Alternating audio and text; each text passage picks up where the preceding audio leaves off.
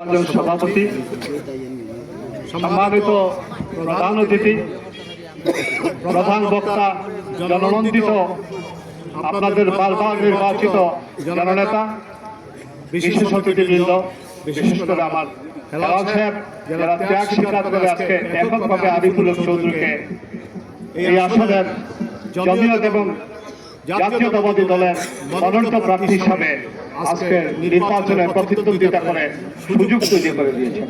সম্মানিত জনগণ, আমি এখানে অনেকগুলো মিছিল দেখেছি ছাত্র দলের ভাইদের, যারা বিগত 17 বছরে এক তসবি শুনেছেন শেখ মুজিব, বঙ্গবন্ধু শেখ হাসিনা।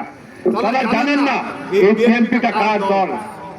এই বিএনপির প্রতিষ্ঠাতা শহীদ রাষ্ট্রপতি জিয়াউর রহমান কে ছিলেন। যখন 70-এর নির্বাচনের পরে দেশে আওয়ামী লীগের হাতে শাসনভার হস্তান্তর করছিল না তার বাহিনী, যখন মনুষ্যতার মধ্যে ছিল, তখন আওয়ামী লীগের সাধারণ সম্পাদক বাংলাদেশের প্রধানমন্ত্রী তাজউদ্দিন সাহেব শেখ মুজিবুর রহমান সাহেবকে গিয়ে বললেন, এখন আর কোনো রাস্তা নেই, দয়া করে স্বাধীনতার ঘোষণা দেন। উনি ঘোষণা দিলেন না, উনি লিখিত বিবৃতিতে স্বাক্ষর করলেন না, উনি টেপে ঘটনার বক্তব্য দিলেন না। তাজউদ্দিন সাহেব অসহায় হয়ে গেল। জাতি যখন দুশ্চিন্তাগ্রস্ত, পাক হানাদার বাহিনীর নির্যাতন যখন চলছিল, তখন শহীদ রাষ্ট্রপতি জিয়াউর রহমান চট্টগ্রাম থেকে ঘোষণা করলেন স্বাধীনতা যুদ্ধের। সেই যুদ্ধের মাধ্যমে আমরা স্বাধীনতা অর্জন করলাম। পরবর্তী পর্যায়ে আওয়ামী লীগ রাষ্ট্র পরিচালনার দায়িত্ব নিল। 75 সালে এসে রাষ্ট্রকে সর্বনাশ করে সকল দল মতকে বাতিল করে একটি দল ঘোষণা দিলেন পাকশাল। সেই পাকশালের নির্যাতনে যখন মানুষ নিষ্পেষিত, তখন 15 আগস্টের একটি বিপ্লবের মাধ্যমে শেখ মুজিব সরকারের পতন ঘটল। নতুন সরকার আসলো, আবার প্রতি বিপ্লব হলো 3 নভেম্বর।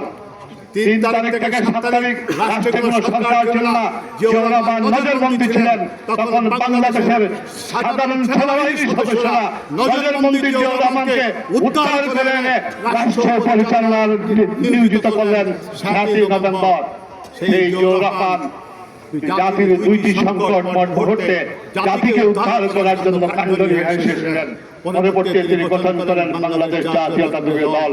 যে দলের মূল স্বপ্ন ছিল বাংলাদেশের জাতীয়তাবাদ, সমাজতন্ত্র নয়, তথাকথিত বিদেশি মতবাদ নয়, আমাদের নিজেদের চাহিদা অনুযায়ী আমাদের উন্নয়নের পরিকল্পনার জন্য স্বনির্ভর বাংলাদেশ গড়ার জন্য গঠন করলেন বাংলাদেশ জাতীয়তাবাদী দল বিভিন্ন দলের নেতৃবৃন্দকে নিয়ে। আবার অভ্যুত্থানের মাধ্যমে জিয়াউর রহমানকে হত্যা করে পরবর্তী ক্ষমতায় আসলেন জেনারেল এরশাদ।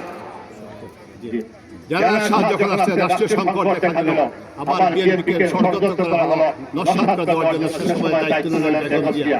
শুধু আমি নতুন প্রজন্মকে জানার জন্য তুমি সভা দিচ্ছি, কেন সেই সময় বেগম খালেদা জিয়াকে স্বাধীনতার আগে বাংলাদেশের একমাত্র মহিলা প্রধানমন্ত্রী ছিলেন বেগম জিয়া।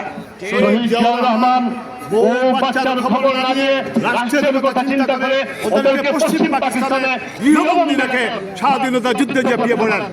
আর আমাদের বর্তমান নেতা তারেক জিয়া তখন ছিলেন একমাত্র শিশু, নজরবন্দী। আমি শুধু বলবো, শেখ হাসিনা বারবার পালিয়ে গেছেন। বেগম জিয়া বলেছেন, আমার কোনো দেশ নেই, আমার কোনো প্রভু নেই, আমার দেশে আমাকে মরতে হবে। উনি বারবার নির্যাতিত হয়ে নিজের বাড়ি থেকে অপদস্থ হয়ে এক কাপড়ে বেরিয়ে এসে আপনাদেরকে ফেলে যাননি। সেই বেগম জিয়া আপনাদের আরিফুল হক চৌধুরীকে বললেন সিলেট 4 আসনে নির্বাচন করার জন্য। আরিফুল হক চৌধুরী নির্বাচন করার জন্য আগ্রহী ছিলেন না। বেগম জিয়া বললেন, কেন বললেন? দেখেন, তারেক জিয়া বাংলাদেশের নাই প্রথম বললেন, আই হ্যাভ এ প্ল্যান, আমার স্বপ্ন আছে, আমার একটা পরিকল্পনা আছে। সেই পরিকল্পনাকে মাথায় রেখে আগে মৃত্যুর আগে আরিফুল হক চৌধুরীকে অনুরোধ করে গেলেন ইলেকশন করেন, আর শহীদ তারেক জিয়া এখানে পাঠালেন। কেন? এই এলাকাটা বাংলাদেশের মধ্যে প্রাকৃতিক সম্পদ এবং সৌন্দর্যে ভরপুর, কিন্তু এখানকার সবচেয়ে বেশি উন্নয়ন বঞ্চিত এলাকা।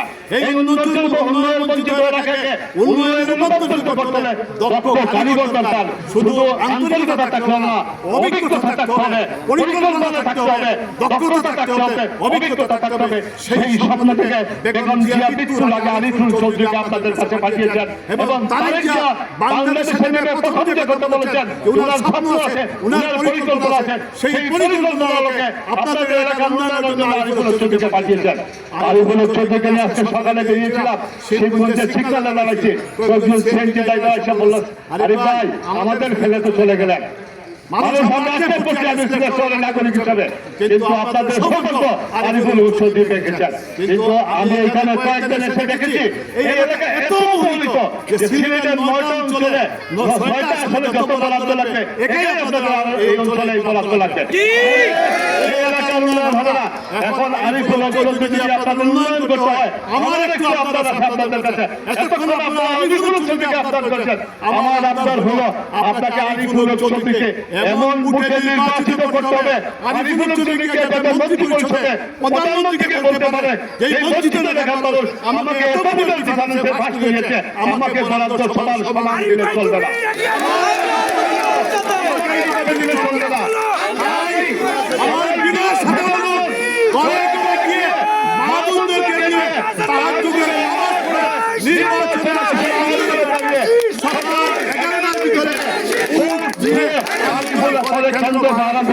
আমি বিশ্বাস করি আপনারা আপনাদের সাথে আরিফুল চৌধুরীকে হাত শক্তিশালী করে বেগম শহীদ তারেক জিয়ার কাছে পৌঁছাবেন যে আপনাদের উপযুক্ত বরাদ্দ আদায় করার মতো শক্তি সামর্থ্য সাহস জুটাবেন। এই প্রত্যাশা ব্যক্ত করে বিদায় নিচ্ছি। আসসালামু আলাইকুম ওয়া রাহমাতুল্লাহ।